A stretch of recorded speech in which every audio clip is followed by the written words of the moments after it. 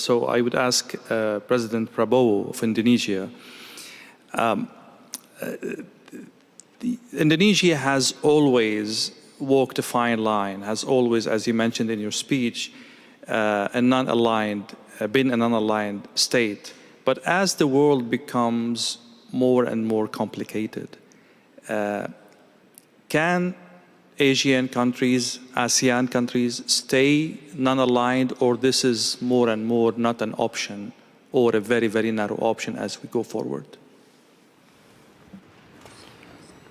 Thank you. I think, in my opinion, it's not easy, but it's a line that we are determined to maintain. As I said, we respect all the great powers, we respect our neighbors, and we really believe that the only way for prosperity is collaboration, cooperation, and peaceful coexistence. And this is what we try to achieve. So we want to maintain good relations, and we try to convince all parties that the only way forward in this planet is getting smaller. We cannot afford rivalry that is going nowhere. That can only, especially if it goes into confrontation. So no, I'm convinced that we have to maintain this path of non-alignment. Mr. President, you were shaking your head when we were exchanging this question. What are your thoughts on, bringing adversaries to the table? Does it require, is defeat a prerequisite for dialogue, or we can, bypass this phase and go to dialogue? And there are so many crises in the world that cannot afford a victorious Well, I have to say here that Nelson Mandela is one of my greatest icons, my greatest hero. I think it's an inspiration. He was put in prison for many years. He was sentenced to death, threatened to be sentenced to death, accused of many things. And his famous statement was that he was willing to give his life for the principle of freedom. But the greatness of Nelson Mandela, when he got out of prison, he worked for reconciliation with his former enemies. So this is the greatness of Nelson Mandela, and this I try also to carry out in my domestic politics. I reconciled with many of my former opponents. For instance, we had a very long rebellion, separatist rebellion in Aceh, very long. I think more than nearly 30 years. But can you imagine that the former commander of the Aceh Liberation Army, fighting against us for 25 years more, now he joined my party. He's in my political party. And he's now governor of Aceh, and I'm president of Indonesia. This shows that former enemies can come together. And I think this is the lesson of Nelson Mandela.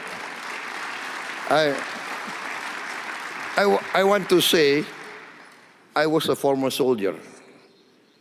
And as a former soldier, I really know the value of peace and reconciliation. As a former soldier, I always try, now, even before, I always try to negotiate. Better to talk than to kill each other. This is my position. Always talk, always negotiate. Thank you, Mr. President. I would later go back to some aspects of your answer, mainly about the nuclear aspect of what's happening. But I'd like to go back to the other participants. Indonesia, Bahrain, and South Africa are three countries actively deepening relationship with Russia. From what I understood, this conflict, unfortunately, and I hope I'm wrong, might go for long. How are you planning to mitigate the fallout of this conflict in terms of secondary sanctions, in terms of political reputation in the world, in terms of pressure coming from your other allies? This is a very, very complicated situation. You don't want to be in any way, but that's reality. I will start with you, Mr. President.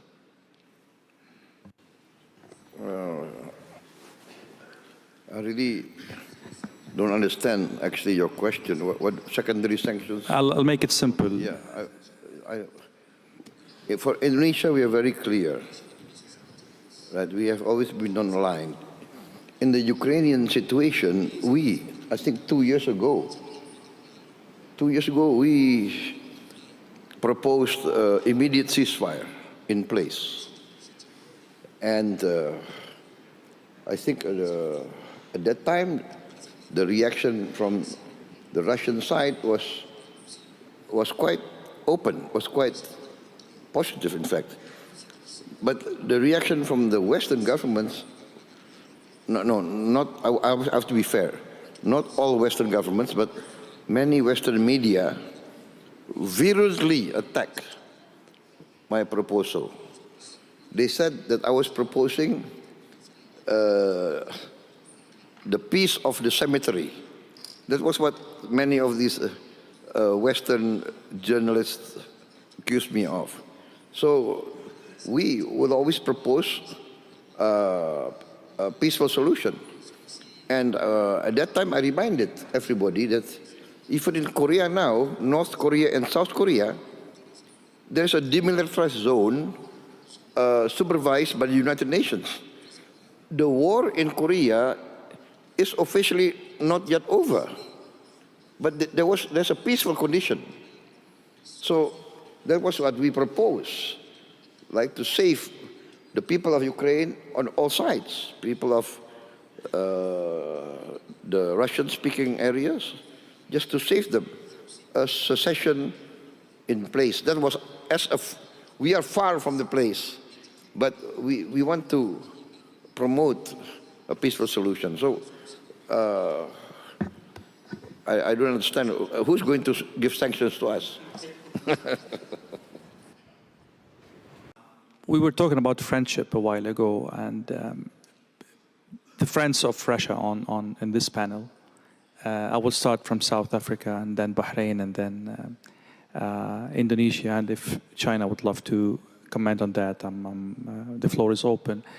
Are you surprised that a friend of Iran, of Russia, Iran, is under attack, and Russia did not step up to help that ally? This is at least one of the narratives in the media. Where is Russia in this conflict? As friends, are you surprised?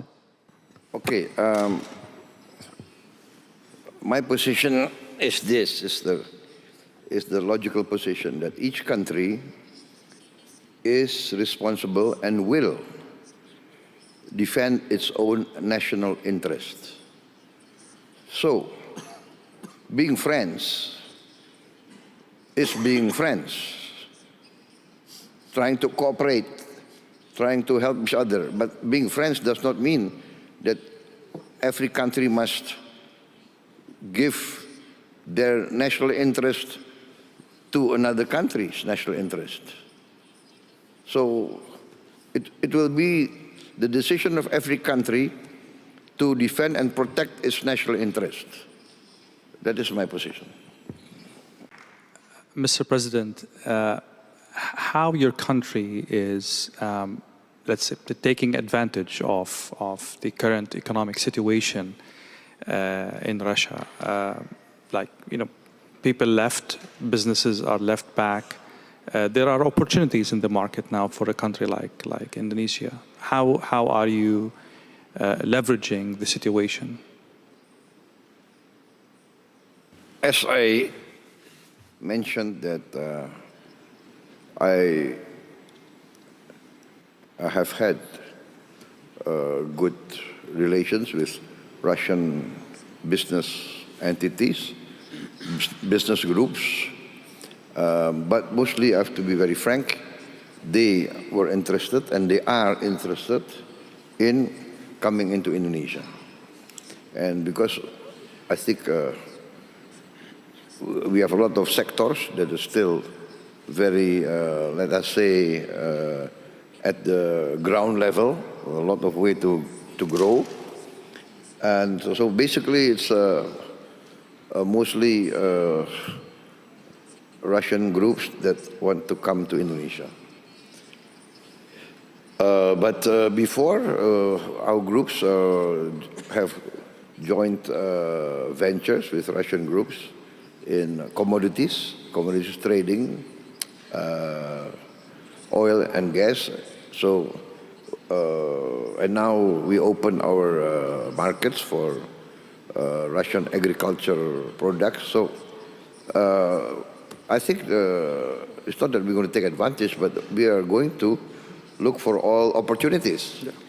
Because we have also been given a very heavy dose of tariffs from, everybody knows, right, from the American market. Yeah? So we are forced now to look for new markets, Africa, Latin America, Eurasia. We are just concluded. We are in the process of concluding a free trade agreement with the Eurasian Union. So European Union, of course. So it's a matter of, for us, it's a matter of diversity. But yes, we are confident. We have our strengths. We have our ability, and our relations also with China is very good and very strong. So it's not that we are optimistic, to say the least. Thank you.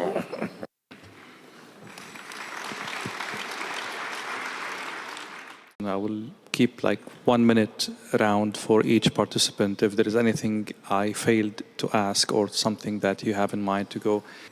I'll move to you, Mr. President. I'd just like to thank President Putin and the organizers of this forum for this great opportunity. I think we've learned a lot from each other. Thank you very much.